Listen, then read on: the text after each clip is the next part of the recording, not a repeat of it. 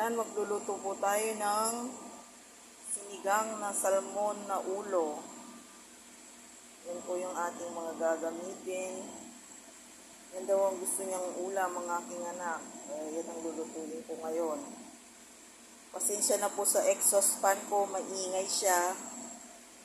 Yan, habang hinihintay ko po yung kasirola na uminit ang mantika. Ayan, mainit na siya. Pwede na. Ayan, nilalagay na po natin. Nasunod na. Ayan, luya muna. Maingay ko yung exhaust fan namin. Pasensya na po.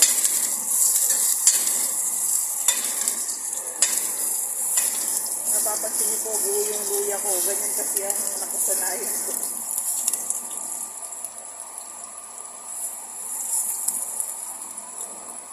Sunod natin ang sibuyas.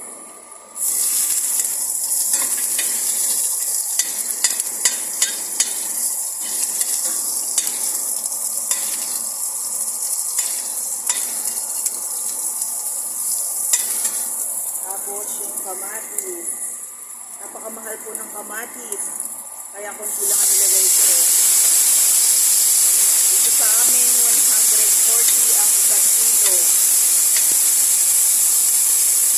Napakamahal. Kaya dapat magtanim tayo.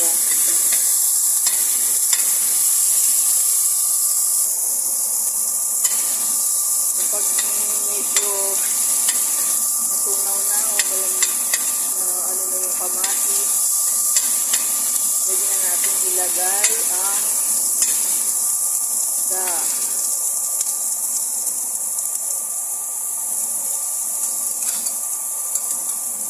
Dalawang piraso lang po ito. Pinahiwa ko ng ganyan. Natin na lang. Kasi masyadong maliit.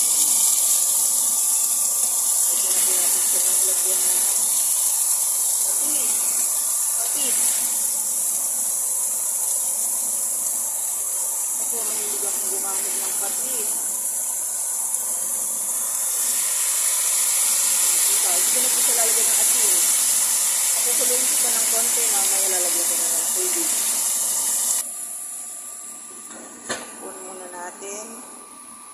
Pag medyo na-absorb na ng isda yung patis, lalagyan ko na po siya ng tubig. Pasensya na po sa exhaust fan, maingay po siya.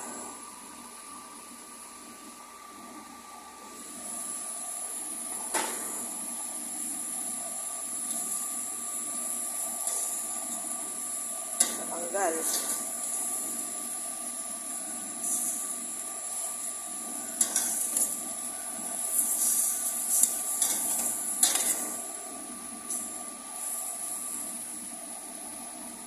Pwede na po siyang lagyan ng tubig. Lalagyan ko na po siya ng tubig.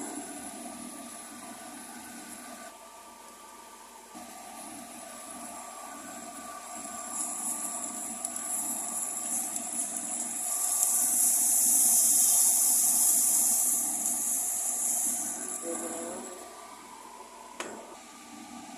Paano natin siya? Ayan, kumukulo na po siya. Pwede nang ilagay yung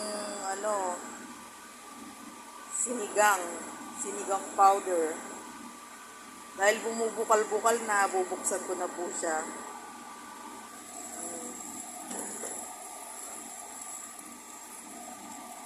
Lalagyan ko na po siya. Madali lang pong lutuin ito.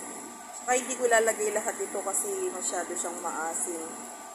Kapag ganito po ang ginagamit ko, hindi na ako naglalagay ng mang pampalasa. Okay na po sa akin yung patis at saka yung powder mix na sinigang. Tatakpan. Lagyan natin ng konting tubig. Konti pa. Hindi lang po. Madali lang po siyang lutuin. Mamaya, ilalagay ko na yung kangkong at saka sili. Yan, pwede na po natin ilagay yung kangkong at saka sili.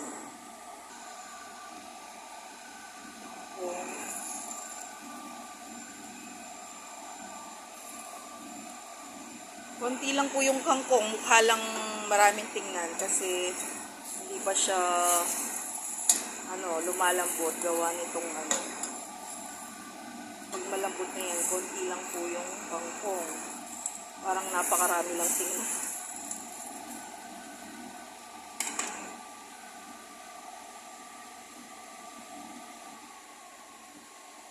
Sabay na rin po natin ang sili.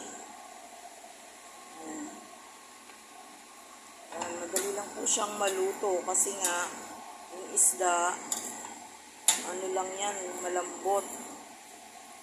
Kaya kapag kumulo-huli siya ng medyo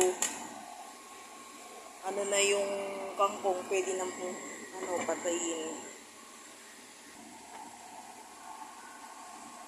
Titignan ko na po siya kung pwede na siguro to.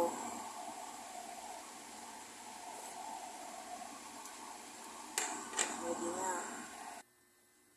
Ayan, luto na po siguro ito kasi na yung gulay niya.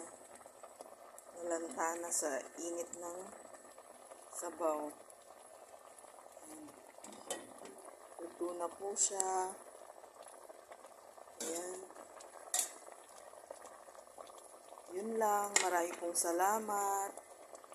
Salamat sa panonood.